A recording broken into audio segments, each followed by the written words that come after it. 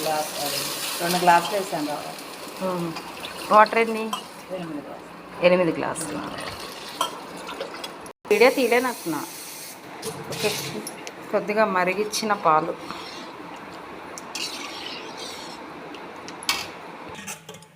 చింతపండు పులిహోరకి చింతపండు పులుసు ఉడకబెడుతున్నారు. ఒక పక్క ఉప్మా.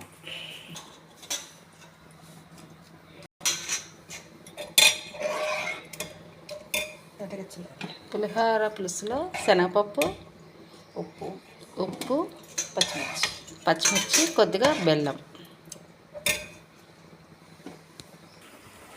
వేయించిన రవ్వ, సూజీ రవ్వ, 1/2 గ్లాసు పాలు కూడా వేస్తాం. పులిహోరలో పచ్చిమిరపకాయలు కూడా వేస్తాను. స్పూన్స్ నెయ్యి, టమాటా బాత్, కొత్తిమీర. టమాటా బాత్ రెడీ.